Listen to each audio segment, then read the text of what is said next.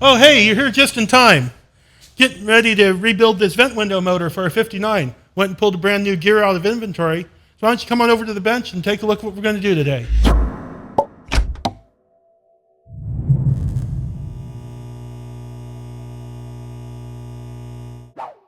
What I've got here is a pretty decent looking core for a vent window motor for our 59, marked driver's side. And I went and pulled the gear out of inventory. The gear is mainly what goes wrong with these. The teeth strip out on them, as you will see when we take this apart. When I've got one like this that I don't know much about it, all I know is it looks decent. I do like to apply some power to it in my current limited supply and just see if there's any life in the motor, because sometimes they've been wet and the motor's all rusted up inside. So I like to see if at least it tries. I can hear it run, limiting the power supply, and that is turning just a little bit. So this one's got potential, so let's open her up and see what we got inside. First thing we're going to do is loosen this screw. This sets the end play on the motor shaft.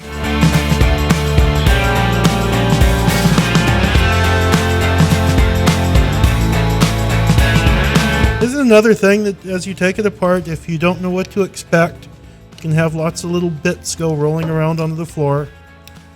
So I know it's very helpful for me when I'm going to work on something I haven't done before to see somebody else do it and to have the little details explained of what to watch out for. Okay, let's split this housing apart.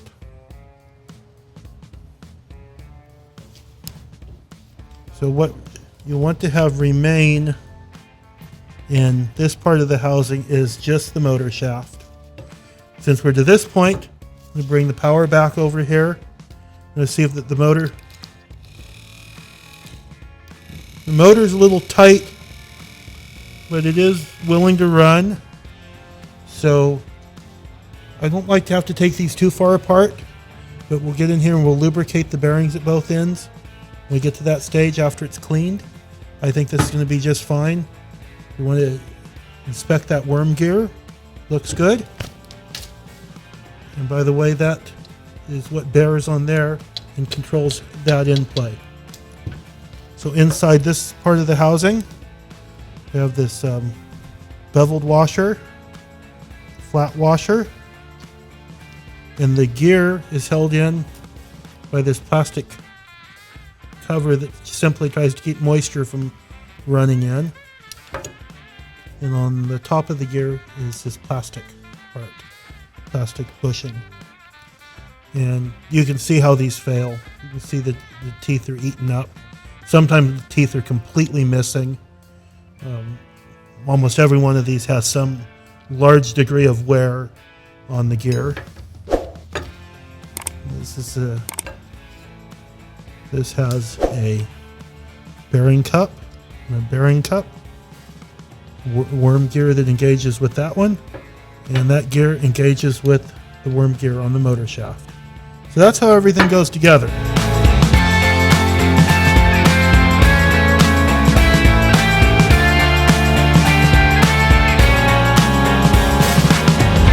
Okay, I've got all the parts cleaned up, got the new gear out, ready to install. Now something with these replacement gears is that they seem to be a little bit thicker in this dimension, and this spacer washer is often not needed, and if it is used, it causes the mechanism to bind. So often just have to discard that. I usually put them together. If everything feels tight without it, then and this isn't moving in and out of the housing, then I'm happy. So the motor's been all cleaned up. It's had a little shot of oil work down into that bearing, and now we're going to apply some grease to the shaft and to the end, and also this area here.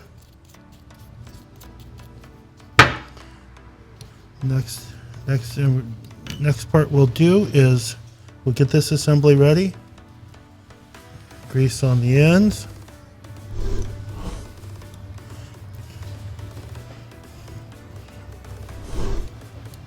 These are the little bearing cups. I'll put a little grease down in there. You really can't have, unless you really go crazy, you can't have too much in here. And this lays across here.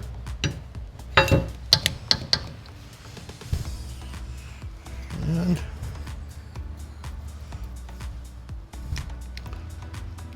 so trying to handle everything when it's greasy. Try to do some of it while it's here in the housing. Don't get as much of it all over yourself.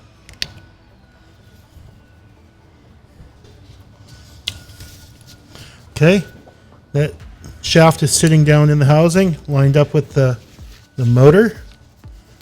Put the spring washer in. Now we'll grease this up.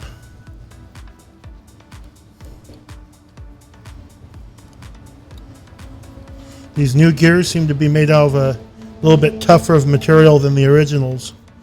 It should hold up a bit better for you as time goes on.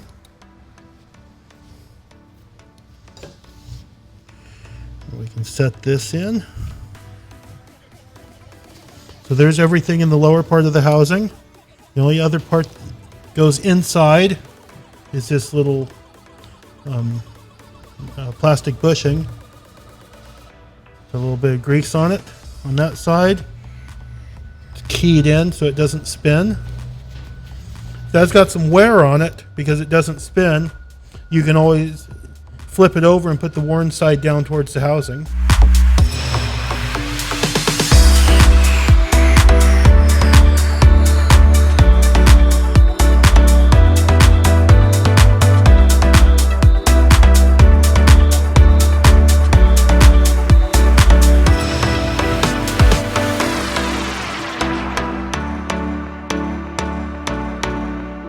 Okay, now we've got everything put together that goes on the inside. The last part is this thrust bearing. It mates with the end of the motor shaft. Lubricate it up good. Lubricate the threads. Start the locking nut. Run it all the way up. Now what I do with this is I just tighten it. Making sure that lock nut's pulled off. Okay, right there I just feel it kind of, I'm holding this loose. So right there it's touching the motor shaft, and I'll just back it up just a wee bit. Holding it in position.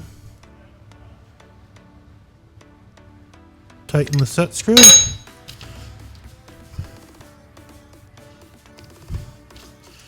And we'll make a quick test on this power supply. Looks good. A little helpful hint is to put it in that position there with the bolt, with the mounting holes and the hole through the stud here parallel. Then you're in a position to better, when this is being assembled into the car, it's going to be easier for you to deal with getting the bolt started. So, almost forgot. The little cap goes on the top just like that. Almost forgot that. This process works for over the course of several years. This is for 59. So if you need this gear, click on the link in the description below. We have these in stock, and we're working on getting some rebuilt motors also in stock. So if you need the entire assembly, we will hopefully be able to provide that soon.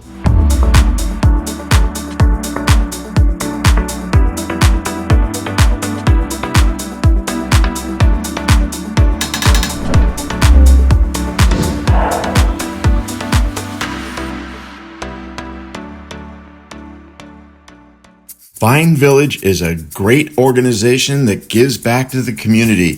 Check it out. You'll see so as well. Thanks for watching. Hi, my name is Sonnen Kirsten. We're here at the 2018 Vine Village Celebration, our major fundraiser here that helps fund programs that we run for people with developmental disabilities here in the greater Napa community. Vine Village was founded by my family and another family, each who had children with disabilities, in 1972.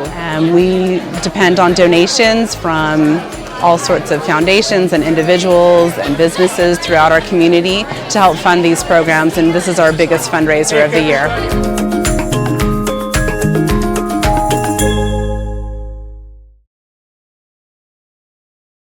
You can donate by clicking the link in the video description.